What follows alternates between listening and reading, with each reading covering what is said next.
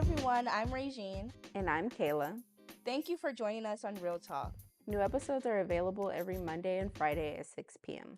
On our podcast, we offer our opinions and advice on various situations and questions from our listeners. You can submit your questions or scenarios through Spotify, or if you're not using Spotify, email us at talktorealtalk@gmail.com. You can choose to remain anonymous if you would like. With that said, let's get started with today's episode.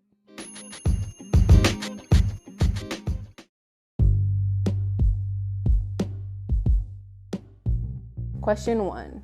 I'm struggling with anxiety and I'm having panic attacks frequently. I'm not sure how to cope with these feelings and I'm worried I'll never feel normal again. Okay, yeah, so for this one, you have to create your own normal because what's normal for another person isn't going to be normal for you. And depending on your personality, what you're comfortable with, and who you are as a person, it's going to look different for you than even someone as close as like your sister or something, because you guys aren't the same person. So you have to know what's normal for you and basically operate within that. And then also for your panic attacks and everything, you have to learn what your triggers are. And once you know what your triggers are, you have to develop coping mechanisms so that if you're out and about or around people and something triggers you, you know how to bring yourself down and learn how to cope, because you can't control what other people are going to do or say. And you want to make sure that if you're out somewhere or in a store or something or around other people and you're triggered, that you don't just fall out and have a panic attack in front of everyone. You want to develop your own coping mechanisms. And I know some people, they'll say you look around and you find like one thing you can hear or two things you can smell, things like that. I know a lot of people use that one. And if it's something like social anxiety, a couple of tips could be when you're out in public, find out when there's going to be less people in the stores. You know, you can go on Google and see the store busyness, and it will be like, oh, in the mornings or in the late afternoons, there's less people. So if people are a big trigger for you, if like crowded areas, see when the store will be the least busy, because you'll be able to go at that time and you can avoid a whole bunch of people being there.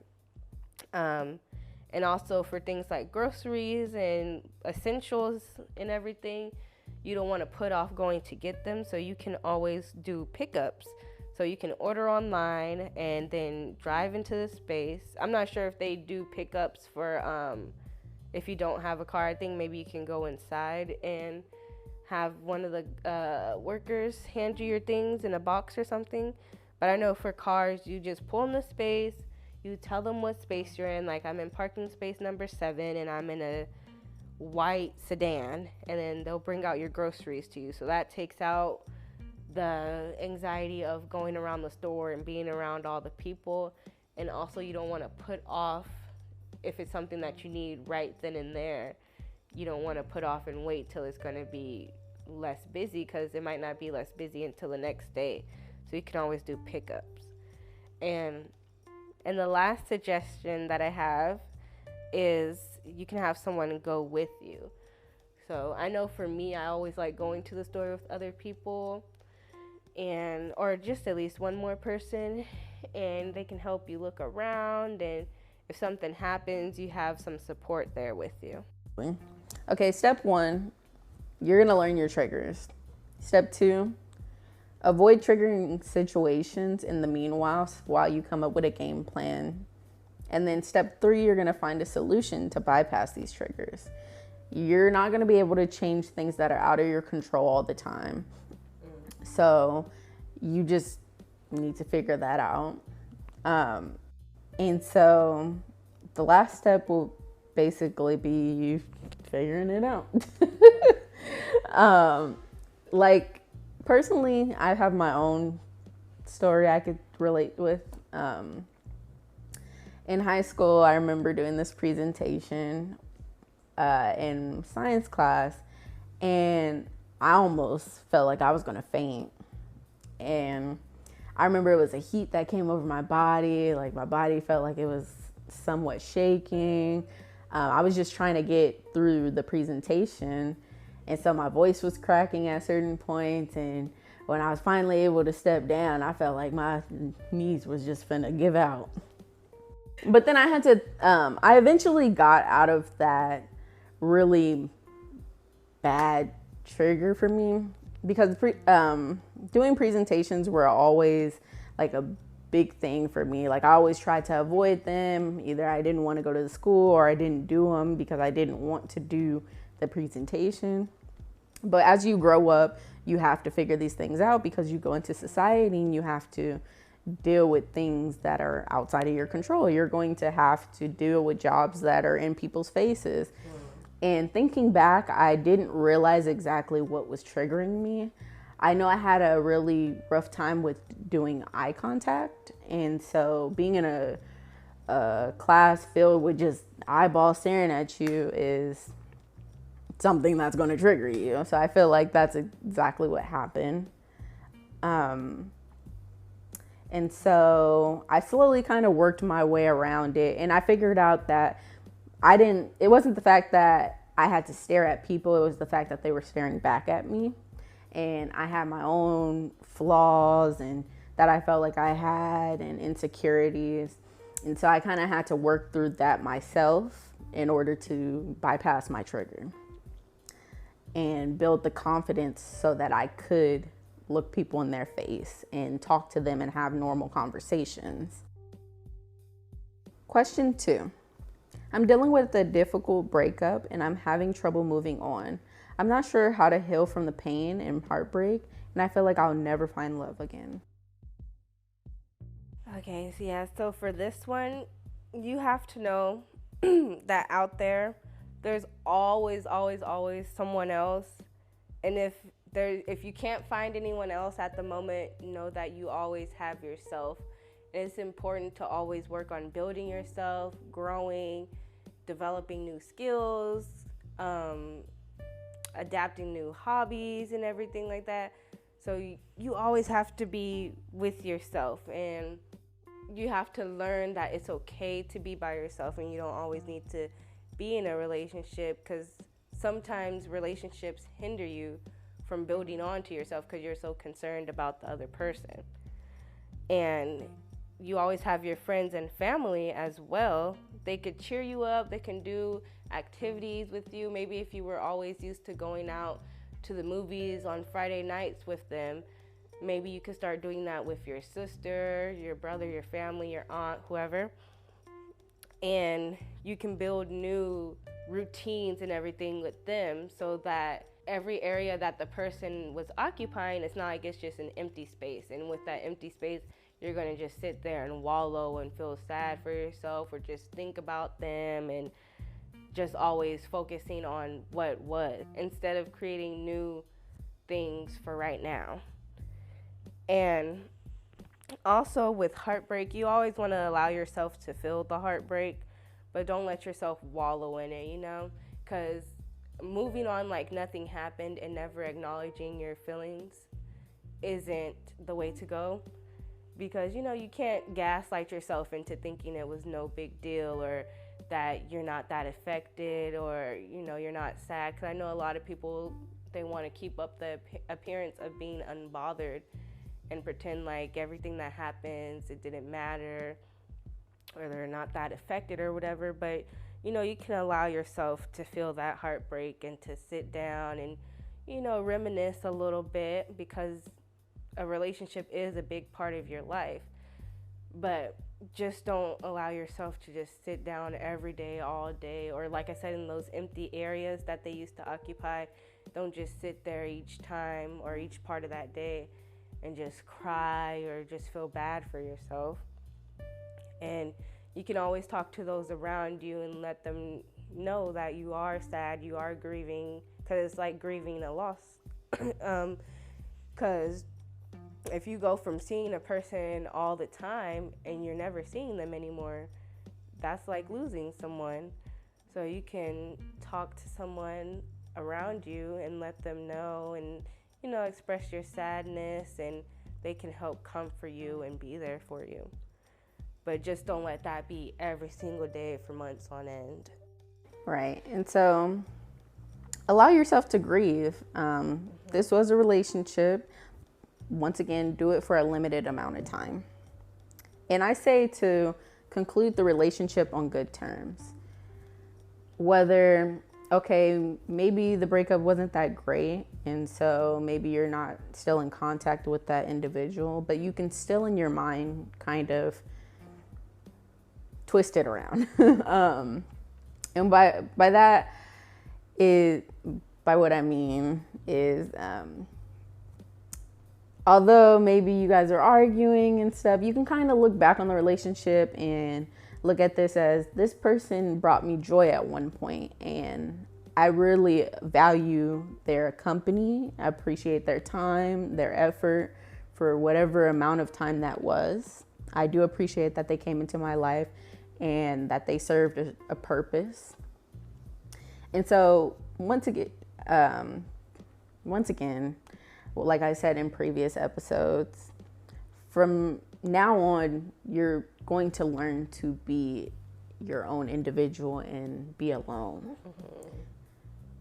It honestly, I feel like this is the main thing that people need to learn in life, because you're not going to always have another person to accompany you for every single thing in your life. You're going to have new experiences. You're going to adapt. You're going to build new roads and paths for yourself.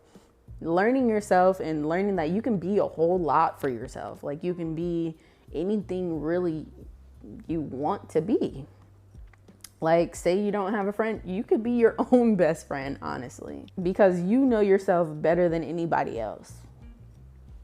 Who better than that to be your best friend? And so you have to realize that life is an experience, and so people come in and out of your life, and they all serve a purpose.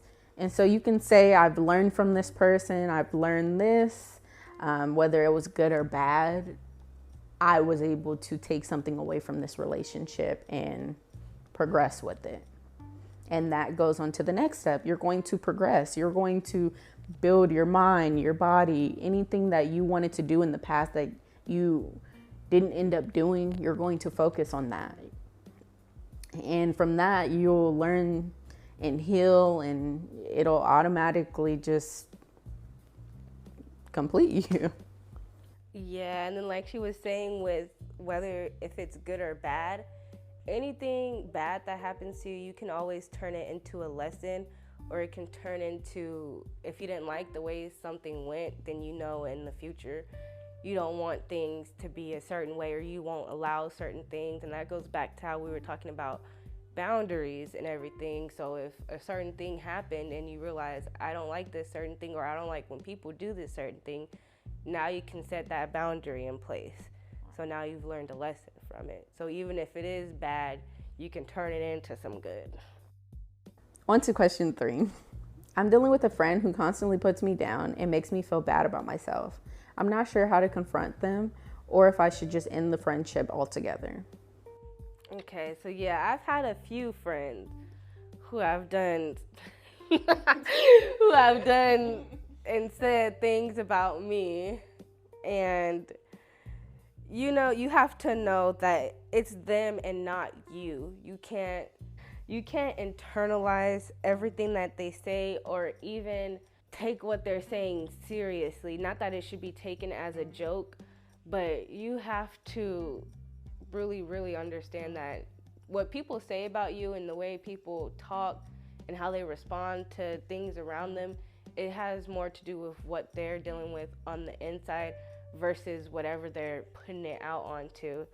So, and a lot of people project a lot of their insecurity. So if your friend's talking about something with your appearance, maybe they're insecure about that and they're trying to flip it around onto you, or maybe they want someone to be insecure about it with them. So they start planting little bugs in your head so you can start thinking the same way, and now they have someone that thinks the same thing as them or is insecure about the same thing. And as you know, misery loves company. So you have to always stand in who you are and what you believe. Because let's say if it's something about your hair, let's say if you guys both have like frizzy hair or something, and you don't care that your hair is frizzy, but it's something that they're insecure about, then maybe you might start looking like after they've projected onto you, maybe you might start thinking like, oh, well, maybe I should do this or do that. And now they've successfully made you feel bad about yourself. So, yeah, you have to know where you stand with yourself. And then as far as dealing with the friend, I would say to slowly detach from them, because you never know how a person is going to respond if you just quickly drop them, depending on what the situation is. But, I think it's always better to slowly detach, like maybe slowly stop going out with them, places and everything, or stop talking to them on the phone as often, stop answering their texts as much, and then slowly but surely like phase them out of your life instead of just dropping them, because they might lash out at that. But if you slowly start detaching from them, the blanks that you're leaving, hopefully they'll start filling it in with someone else, and then sooner or later you guys will be completely separated, and you won't have to worry about them, and you won't have to have it end in some big argument or fight or disagreement, whatever. And that's if you want to stop being friends with them. But if you want to stay friends with them, you can try to use I statements. And I know sometimes it could be tricky, but so let's say if they're talking about, like I was saying, like your hair or something dealing with your appearance, you can be like, oh, I don't like my appearance being spoken about in that way. And then based on their reaction and response, you can move accordingly from there. So if they're like, oh, I'm sorry, I understand, I didn't mean to make you feel that way, yada, yada, yada, then, maybe they weren't thinking about what they're saying. Because that's another thing. Sometimes you just talk and you don't really think about how people, like how anyone is taking it in and responding to it and internalizing it.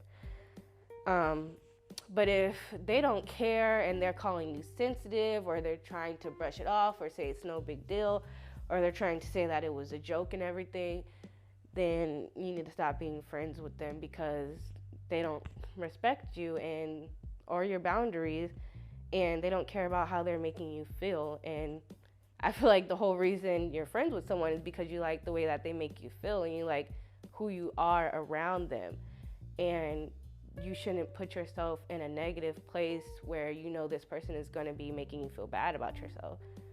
And you always want to protect yourself and remove yourself from negative situations, especially if this person is good for saying something bad. You don't need to be around that. Okay. I'm really big on confronting the situation. And confronting doesn't mean you have to come aggressive once again.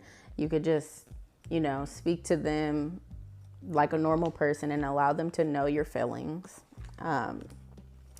And I'm really big on, life already puts us through a lot. We have a lot of ups and downs through life. And as your friend, usually they have an understanding, a mutual understanding that I chose to be your friend, so that we could kind of relate, we could uplift each other. That's how majority of friendships usually work. I mean, I know there's some exceptions for some people who like to joke around like that.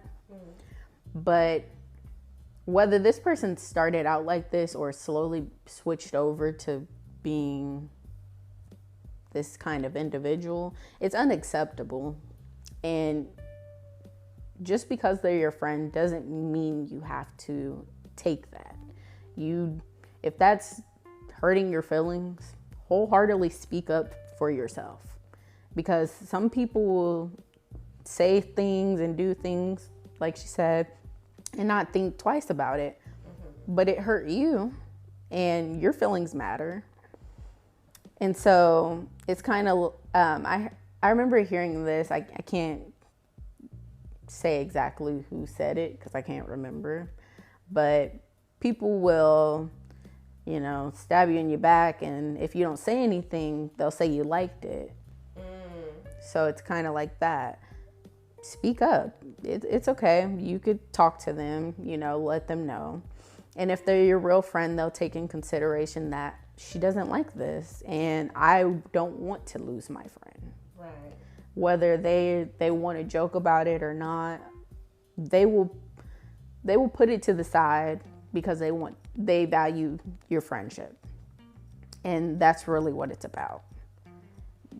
You don't have to do everything with just one person. That person can have another friend that they joke around with. And with you, they're a little bit more serious and sincere. So I say confront, and if they don't respect it, then I would just allow them to know. Because I'm big on letting people know and being upfront about it. I will no longer be your friend because you do this. And I've let you know, and I've given you chances to change this behavior. And since you no longer are willing to do this, then I will just separate myself from you. And if they can't accept that, then maybe you should take a little bit more precautions.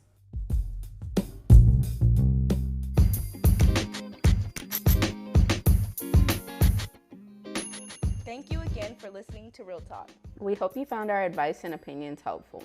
Please keep in mind that we are not professionals, and our advice is based solely on our personal experiences and perspectives. So take our advice with a grain of salt and always consult with a professional when necessary. New episodes are available every Monday and Friday at 6 p.m. If you have any questions or scenarios you'd like to discuss with us, you can submit it through Spotify or email us at talktorealtalk@gmail.com. You can specify if you would like us to post your situation to our Instagram at TalkToRealTalk to get opinions from other listeners in the comment. And follow us there to stay up to date on our latest episodes and share with your friends so they can join the conversation too. You can leave a comment on Spotify or YouTube with a pink and orange heart emoji for a chance to be featured on our Instagram as comment of the day. Thanks again for tuning in, and we'll see you next time on Real Talk. Goodbye.